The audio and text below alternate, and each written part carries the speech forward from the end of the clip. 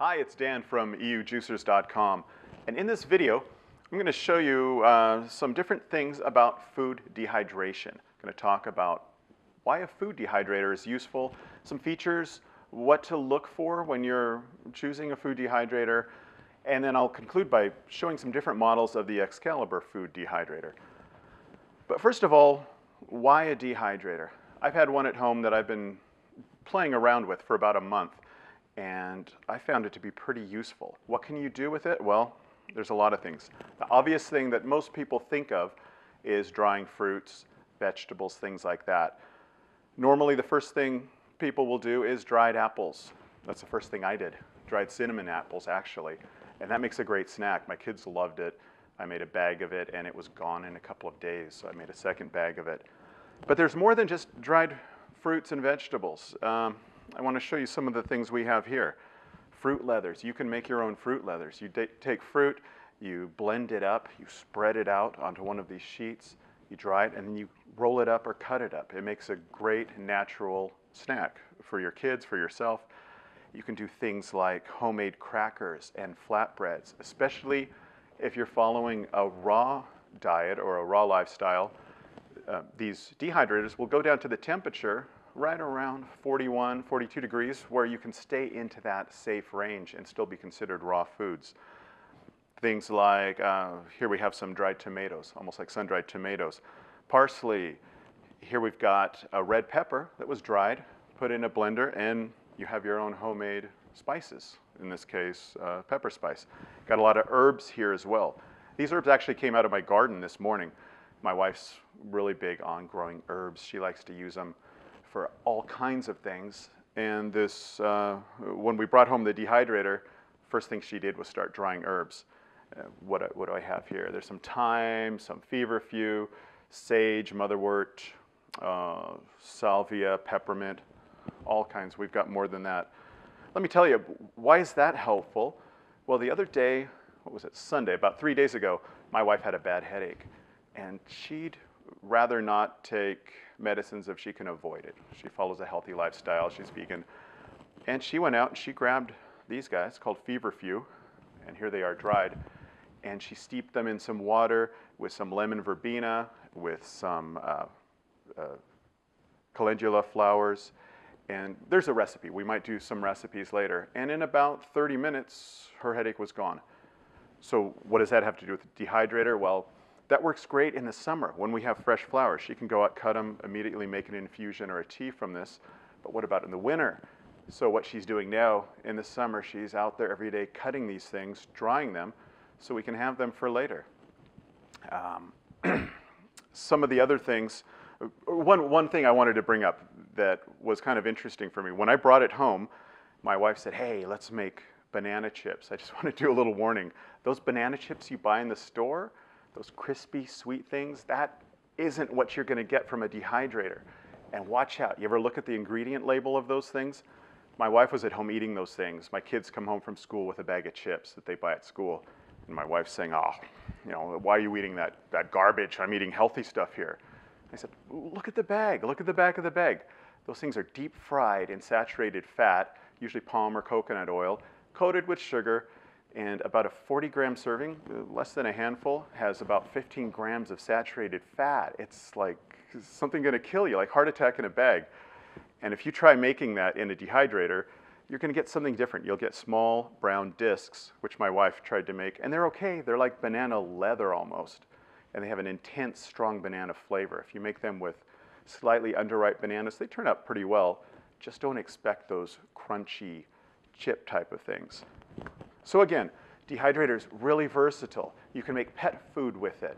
You can make, cover your ears if you're vegan or vegetarian, you can make beef jerky, which is, for me, a pretty good snack, high in protein, low in fat, as long as you limit the salts and things like that. Really versatile, lots of things you can make with it. So next thing I want to talk about in just a moment is what to look for. If you're interested in getting a dehydrator, what are the features you should look for? Let's take a look. So what do you need to look for when you're considering a food dehydrator? Well, there's really two types of food dehydrators out there.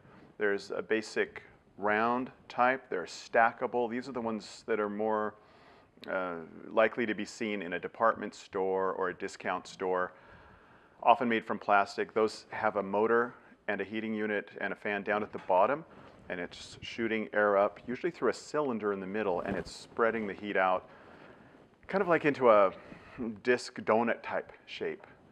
And those are stackable. They're expandable. You can add more trays to that. Then at the higher end of the market, you have the box type or the shelf type units, which are these Excaliburs here. But what are the things to consider when you're looking at a dehydrator? There's really 3 or 4 things. First of all is the heat and airflow distribution. It's very important that you have even heating and even airflow. One problem with those stackables, you have hot spots and you have cold spots. Typically, the trays at the bottom will be warmer, so you need to rotate. If you're doing apples, for example, you'll notice after some time the apples at the bottom and the apples at the inner part of that ring are dry, while the ones on the outside and towards the top are still moist. So you need to move things around. It's kind of a hassle. With a box type unit, a shelf type unit, there's even airflow distribution. Because at the back here, all of these units are the same. You have a heating unit going across the back and a fan, and it's pushing the air horizontally across these shelves that you see here.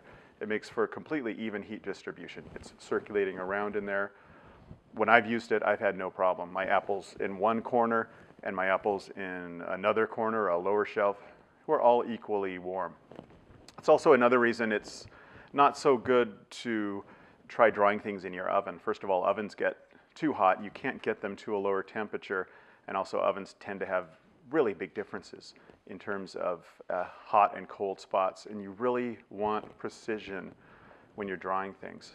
Another thing to look for in dehydrators is the access and the versatility.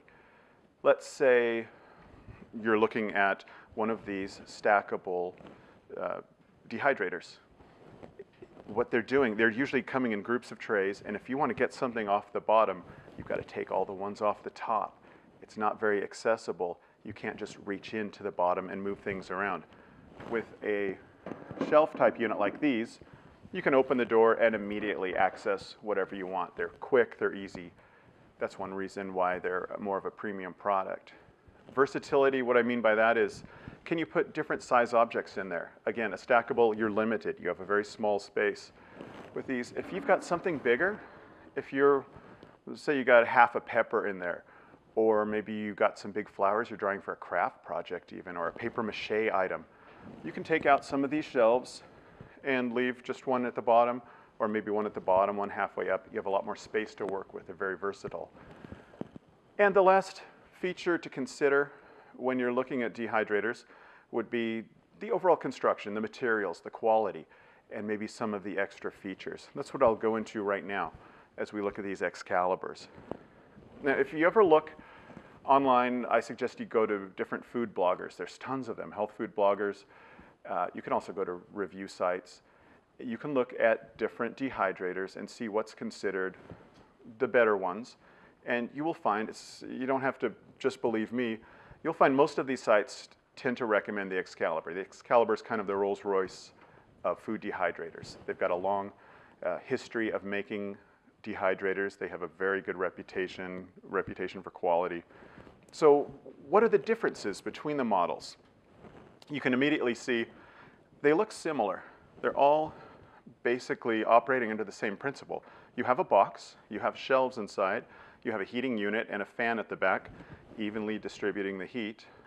The differentiating factors tend to be the capacity, some of the extra features, and the construction. Starting with the smallest model here. This model only comes in black, and it doesn't come with a timer, but it will still do a good job on your apples and most products. It's smaller. Let me open it up. This is a 4-shelf unit. Only, like I said, only comes in black. There's 4 shelves in here. All of them have these silicone trays inside, which are fine for heat distribution. So again, this is the most basic model. You can set your temperature anywhere from about 41 Celsius, 150 degrees, or 105 degrees Fahrenheit, all the way up to about 75 Celsius. Again, another nice thing, all of them go down to around 40, 41. That's about the range you want to be if you're considering raw foods. That's what you're going to use for herbs, things like that. The higher temperatures will be for things like meat, jerkies. In the middle will be your fruits and vegetables. A handy thing is these larger units all have a handy chart right here. So I can see, oh, I want to do some herbs. Okay, I want to set it at 41. I want to make yogurt. Okay, I'll set that at 46. I want to make jerky. Let's set that at 68. It has a handy chart right there. Moving up, you have the mid-size models. These are a lot bigger. You have a lot more capacity, and there's one more shelf. There are 5 shelf units. Both of these are available with a timer if you'd like. And the nice thing about the timer, the one I have at home, is just what you'd think. I will start, for example, kale chips. We made kale chips the other night. I mixed it up at around midnight because I'm a night owl. Put my kale, some oil, some spices, some garlic, mixed it all up in a bowl, put it inside, started it, set the timer. And I think, I don't remember exactly, I think I was running this maybe 6, 7 hours. So the next morning, it shuts off about 6, 7 a.m. and they're done. So my wife can wake up, she's probably already up, and have fresh, warm kale chips ready to go.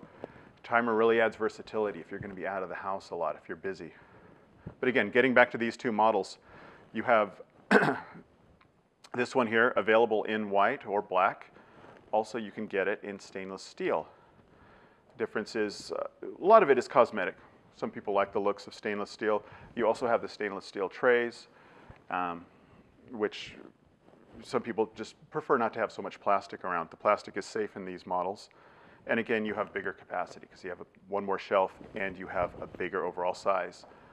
Finally, you come up to the biggest unit here. This is a 9-shelf unit. Again, available in black and white. The black ones, you'll notice, I kind of like this, come with a clear door. So you don't have to open it up, worry about losing that heat if you want to see what's going on inside. The white ones do have a solid door, and the stainless steel is a solid stainless steel door as well. Again, available with or without a timer, and otherwise, functionally, these things are pretty similar. You're just talking about capacity, mainly, and the availability of timer or not. A couple of other things to notice. I want to show you. You can get these optional, these are called Paraflex liners, and they come in 2 grades. This is the basic Paraflex. What you're going to use, this is almost like a really thick, high-quality baking paper. And this is to avoid drips to the bottom if you've got some real moist things in there. Or maybe you're making crackers or fruit leather, something you want to spread out. You can spread it out on this, and this fits perfectly on the tray. Although if you're doing a lot of fruit leather crackers, I'd recommend you go to the Ultra. This is the Paraflex Ultra. This is a lot heavier. It's really solid. And with this guy, you can make your fruit leather or your crackers. You know, you're going to mix your ingredients. You're going to have kind of a dough, a paste almost. And you're just going to spread it out to the corners, and then it'll fit right on the tray. It's designed to fit in perfectly. And from there, after your time is up, you can slice up your fruit leather, your crackers, whatever. So these are optional accessories, so that's kind of nice. And that's just a quick overview of the different models of the Excalibur food dehydrators. I'll be right back with some closing comments. So as you can see, the dehydrator is more than something just for drying apples or fruit. It's very versatile. Now, in the future, we plan to bring you some video recipes where we'll show you different things you can make with these beyond just the basics. So we're looking forward to making those. Hope you'll check back here sometime once we've got those ready. In the meantime, I just want to say thanks for watching this video. And if you want more information about these Excalibur Dehydrators, come to our website. That's excaliburdehydrator.eu. Till next time, thanks for watching.